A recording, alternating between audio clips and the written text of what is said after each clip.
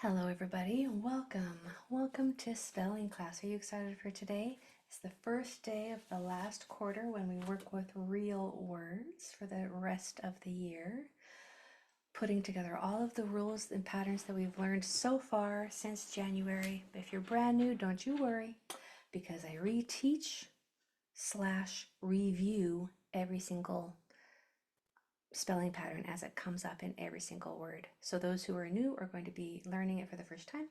Those who are not new are going to get that valuable review. But before we dive into those real words, let's count some sounds. Please count how many sounds are in the word program. Program, to warm up our ears, we are counting the sounds in program. There's a couple tricky R's in there that I want to make sure that we can split off. Program.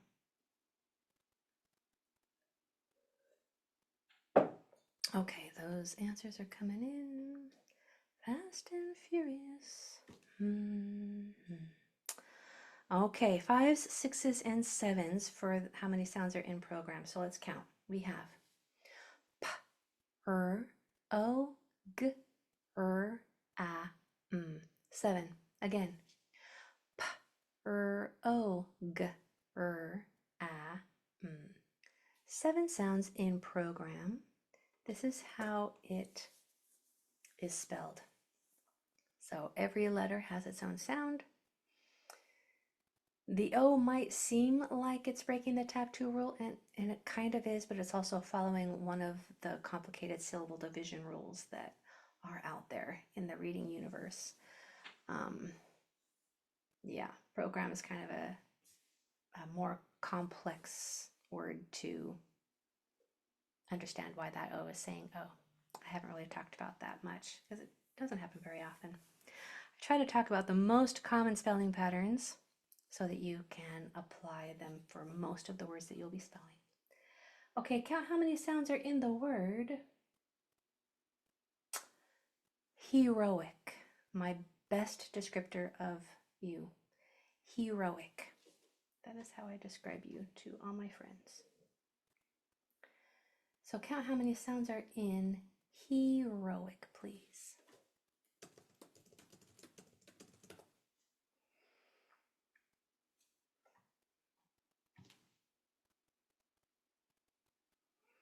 Okay, lots of 5s and 6s coming through for heroic. And some 7s now. So heroic. Kind of a hard one, huh? Let's figure it out. In heroic, we have, if you can't hear that in the mic, I'm saying the H sound. E, R, O, I, K. 6. Again. E, R, O, I, K. 6 sounds. Every letter has its own sound, and it says exactly what you would expect. That E follows the tap 2 rule, the O follows the tap 2 rule, the I follows the tap 2 rule, plus it's the word hero is the base word, plus a suffix ik. It just follows all sorts of rules. All right, last one. How many sounds in butterfly?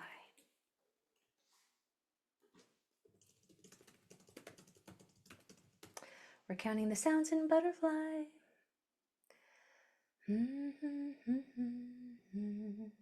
Oh, what about ER as one sound? I can see how that would be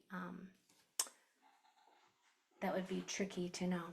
The ER has to be in the same syllable to make that sound and if you follow those syllable division rules that I taught a couple lessons ago, that R would go to the end. So the E would be in one syllable and the R would be in one syllable. So that ER has to be in the same syllable for it to say Such a smart question. Okay, so in butterfly, we're counting the sounds. I'm getting lots of 6, 7s, and 8s in the chat, in the Q&A. So we have B, A. Those are going to be the hardest to separate because we want to say ba is one sound, right? Because until you probably came to this class, you thought it was one sound, but now we know that b is a very subtle, very quick sound. We don't drop our jaw at all. When you drop that jaw, then the comes on. And b is one sound, is one sound. So we have b, t, f, I. 7. B, t, f, I. 7 sounds. It's a compound word, butter and fly. When you're spelling compound words or two words that are put together to make a new word with a new meaning, then you spell each word as if it were by itself, and then you just push them together. Okay, so there you can see an example of that ER making the sound versus the ER in heroic not making the sound, because the ER and butterfly are in the same syllable, but the E is in one syllable in he, and then the R is in one syllable in row, so those can't be combined to make one sound. All right, let's omit a sound. Say the word. This one's probably going to be kind of easy. You tell me. Say jelly, like peanut butter and jelly. Now say it without the E. Don't write anything down. We're just saying jelly without the E. Lots to think about when reading. Yeah, that's why a lot of people just stay in this class, because it takes a lot of repetition. I was thinking about that right before class today, because I read nonfiction books over and over and over and over and over again, because there's so much information that just comes in and then just sinks out. I get 1% of it when I read it the first time, 10% of it when I read it the second time. I have to learn things so many times. I have to have it repeated for it to just finally sink into my long-term memory. And I think that's pretty common. So there's lots to think about, lots to learn, but that's why we do a lot of repetition, and you're invited to stay in this class and just watch the recordings as much as you want. Eventually it will go over into your long-term memory. It's the beautiful thing about brains. Okay, so we were saying jelly without the E. When you do that, you get gel. Jelly without the E is gel. Was that one easy, medium, or hard? Please put an E, M, or H in the Q&A for me.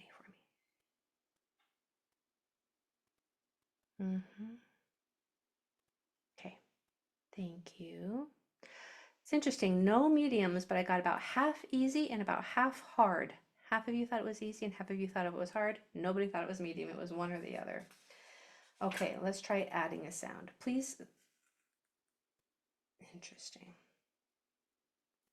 Please, this one might be a little hard.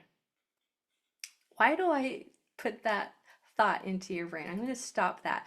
I used to like to say this one might be a little hard, this one might be a little challenging, so that you can separate the difficulty of it from yourself. The word, the problem, the question that I'm giving you is the hard part. That's where the challenge is, not in your ability to approach it and solve it. Okay, so I like to say sometimes this is kind of hard, so that you can put the hardness on the word and not on your ability to do it. However, I also don't like to put preconceived notions into your brain and have it be a self-fulfilling prophecy. So kind of walk that fine line. But this one might be a little challenging, so don't feel bad if it's hard. So the word I want you to say is blanked, like I blanked out. Now put an E after the K. So we're adding a sound. Say blanked, and then put an E after the K.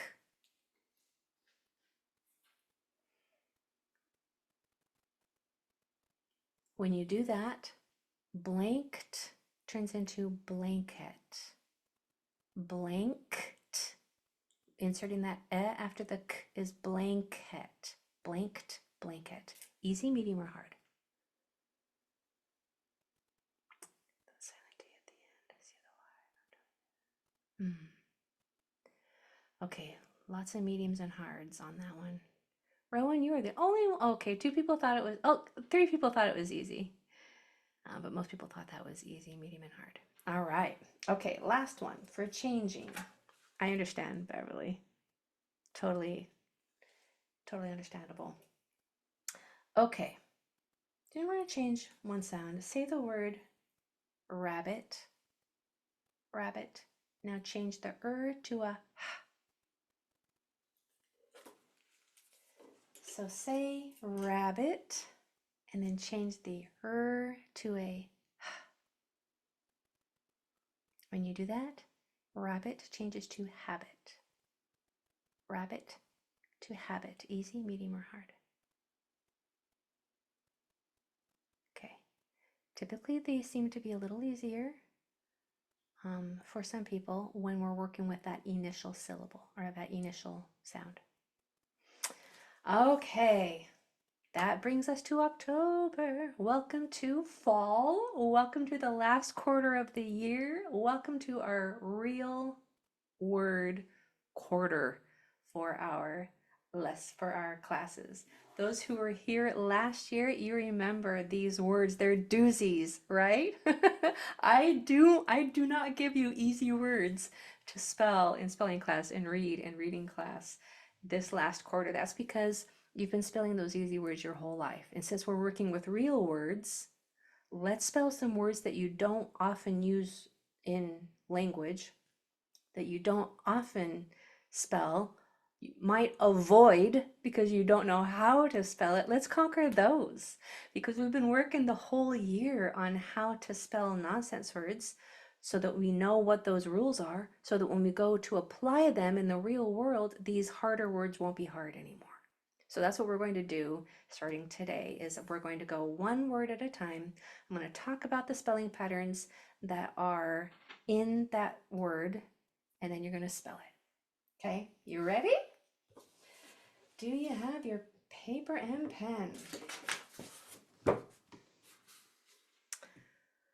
All right, so this first word that I want you to spell has the following rules in it. So I am going to review or teach, if you're here for the first time, only the spelling patterns that are used in this particular word. And then you're going to use those spelling patterns to spell it, okay? So before I tell you what the word is, here are the spelling patterns that you're going to need to know. The tap 2 rule. That's probably going to be in every single word that we use, but we're going to start with the tap 2 rule, which is when you're spelling and you hear a long vowel sound, if one of the next 2 letters is another vowel, you can use a single vowel to spell the long sound just fine. But if those are both consonants, then you're going to need a vowel team. And if this word has a vowel team in it, I would go over that with you, but this one doesn't. Hint. And then this word also has ia. Ia comes at the end of a lot of words like India, or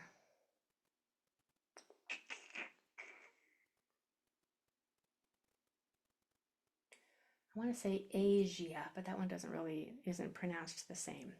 When you hear ia at the end of the word, it is spelled IA. That I is allowed to say E when it's toward the end of a multisyllable word and there's a vowel after it. I'll say that again. When you hear ia at the end, like in India, you're going to spell it with an IA. That I is going to spell the E sound because I is allowed to say E when it's toward the end of a multisyllable word and there's a vowel after it, like that A. So your word to spell is utopia. Utopia. Spell it in the Q&A for me, please.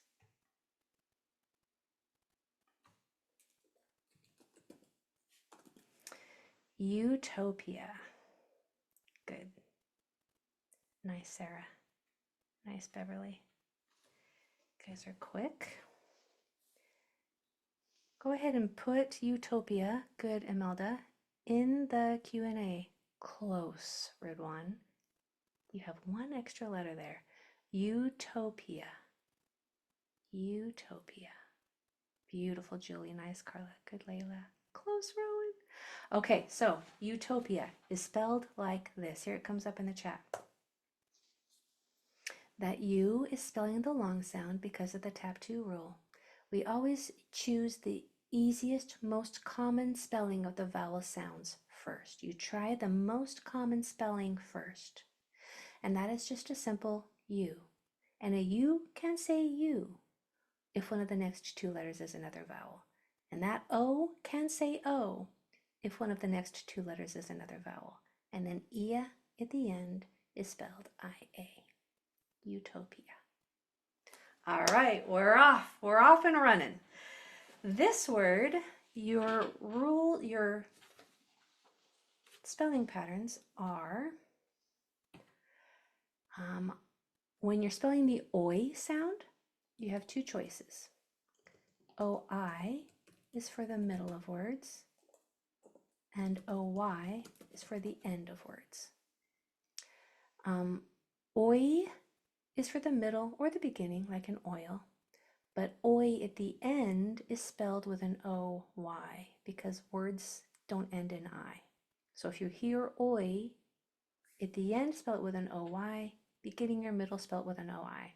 Okay, with me so far? The most common spelling for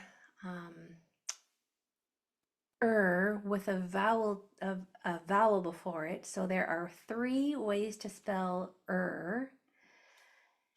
if it's in its own syllable, it needs a vowel. So it's going to be either ER, IR, or UR. Those are the 3 choices that spell the same sound, The most common is ER. I'm just going to stop right there. That's the only one you need to know for this word. And then us. Us is a common suffix, and it is spelled OUS, like righteous, mysterious, joyous. It's a descriptor, it's a state of whatever the base word is. Okay, so when you hear us at the end of a base word, it's spelled OUS. So knowing those 3 things now about oi, about the most common spelling for is ER. And when you hear us at the end, spell it OUS. Your word is boisterous. Boisterous.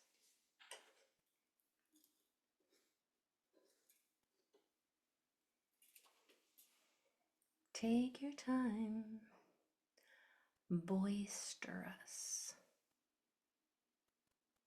Pay attention to that in the middle. It's going to be spelled ER. Boister, because it's its own syllable, so you need that ER. Boister us. Boice. Good, Beverly. Us. Nice, Sarah. Nice, Imelda. Boice. Us. Good, Teresa. Good. They're coming now. You guys are fast learners. So, okay. There it is. Boisterous. We have that OI. That's how you spell oi in the beginning and middle. We have that ER that spells the sound most of the time. And then when you hear us at the end of a word, you spell it OUS. Boisterous. Now, how are you feeling? How are you feeling? Put one word in the Q&A. How are you feeling about learning all of these new spelling patterns, or getting reminded of all of these rules that you hadn't heard of in a long time, or maybe never heard of before, and then being asked to spell them in one word? How are you feeling? Are you feeling overwhelmed? Are you feeling like you've got this? Good, like it, good, love learning. Okay, great, so excited. Fantastic. Okay, well, I'm going to try to keep going nice and slow. I don't want to rush this because for a lot of people, this is their first time hearing a lot of these rules. So I'm going to go nice and slow, and I want to set everybody up for success as much as possible. So if I give what seems like a really big juicy hint, that is okay. Just take it, because it's getting that into the deeper part of your brain. You want to you want the correct answer to go into your brain as many times and as often as possible. So I try to set you up for success. I don't want to leave much room for error. Practice is good, applying what you've learned is good, but I'm going to try to set you up for success as much as possible so that only the correct spellings will get put in there. And even if you misspell it by a letter or two, once I spell it with you, if you understand it, that's going to override what you did. So don't worry if you misspell it by a letter or two. If you understand it when I spell it with you at the end, then it's golden. Then it's getting sunk in there. All those patterns are getting learned. Okay, this next one, whoo-wee, that's like a 15-letter word. I might save that one. I think I'm gonna go to this one. Okay. In this word, we need the tap 2 rule. So when you're spelling,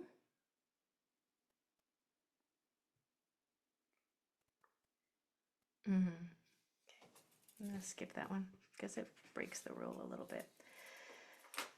I'm going to do this one. So when you're spelling a word that has a short vowel sound in it, it needs 2 consonants after it, or a consonant in the end of the word, okay? Except I. When I is in the middle syllable, so there's a vowel before it that doesn't touch it, and a vowel after it that doesn't touch it, so at least a 3 vowel or a 3-syllable word. When I is in that middle syllable, it gets to say I, regardless of if there are 2 consonants after it or not. And that's the spelling pattern that happens most often. So when you're spelling I in the middle, don't double the next letter, because that's much more rare than common after an I. I is the only letter that gets to do that. It's the only letter that gets to break the tap 2 rule in the middle syllable. So when you're spelling I in the middle syllable, don't double the next letter, okay? So I think in all you need in this word is the tap 2 rule. Let me look at it. Oh yeah, what I just taught you about the E in the middle. That's called the confident rule. I mean the I in the middle, excuse me. That's called the confident rule. A lot of people call it the confident rule. When I in the middle syllable doesn't need 2 consonants after it, okay? Your word is omnipotent. Omnipotent. Omnipotent.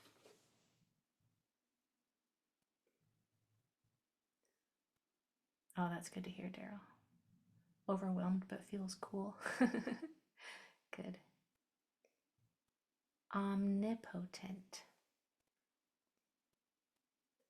Omnipotent.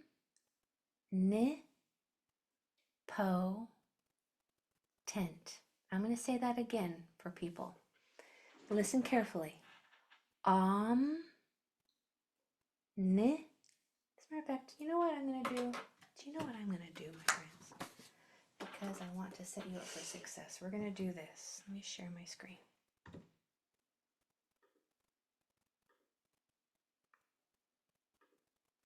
Okay. I'm going to separate the sounds with you. Wait.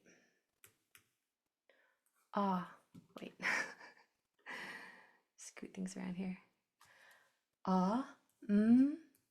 N, I, P, O, T, E, N, T. Start there. Make sure you have this number of lines and the right lines dotted. Those are the vowels. N. Omnipotent.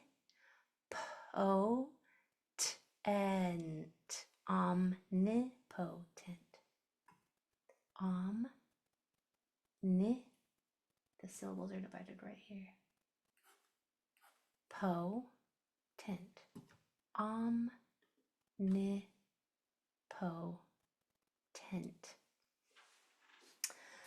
All right.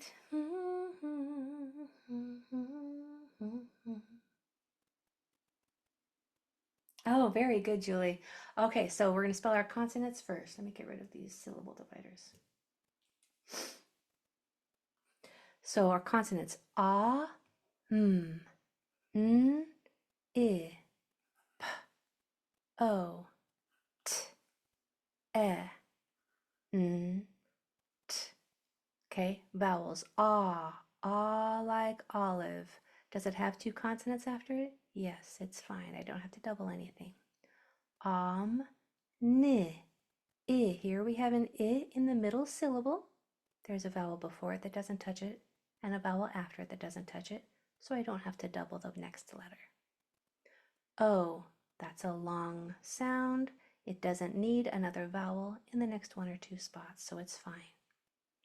E, that's a short sound. It does need two consonants after it, which are right there, so it's just fine. Now, if you misspelled it, as long as you can spell it, as long as you can understand how it is spelled now with me explaining it to you, then that is progress. So let's look at it carefully. Omnipotent.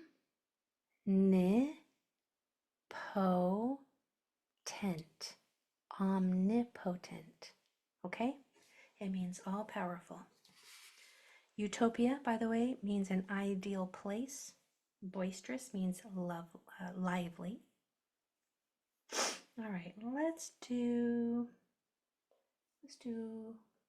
we have time? Yeah, let's do one more. Let's do one more. Okay, I almost gave you the answer, but I mean the word. This one only involves the tap 2 rule also, and the confident rule, which is I in the middle syllable doesn't need to be, the next letter doesn't need to be doubled. Okay, your word is proclivity. Oh, one more thing. When you hear E at the end, use a Y.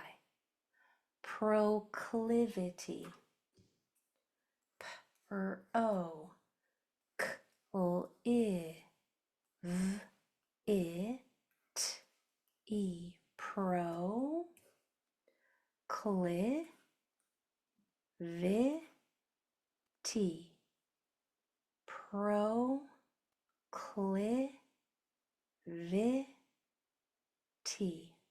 Proclivity.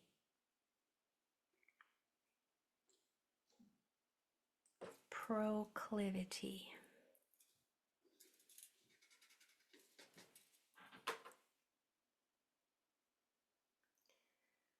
All right, proclivity. When you hear E at the end, spell it with a Y. Proclive-I. So there's two Is in this word. Proclive-I. Procli. This is an I. Vi. This is an I. Proclivity. All right, consonants. P, R, O. K, L, I. V, I. T, E. Vowels. O. Can that O say O right there? Rats. It shouldn't, but it does because pro is a prefix. So that was my fault. This is how you spell it. And then the E sound at the end is spelled with a Y. Proclivity. Proclivity. Oh, wow. Nice. You got the O, even though it breaks the tap 2 rule, you still got it. All right. How was that? We're learning some crazy words. Listen to what's coming up. And we're going to go nice and slow, probably slower than we went today. Because I could tell in the comments that this was a little difficult for a lot of people. So I might lighten up the difficulty level on the words a little bit or go a lot slower for next time so that we can have more of a success rate when you're spelling them for yourself on your own. We're going to spell words like myriad, fervor, reticent, facetious, and you're going to know how to do it. All right, my friends, it's been great. Have a wonderful weekend. See you Monday. Bye, everybody.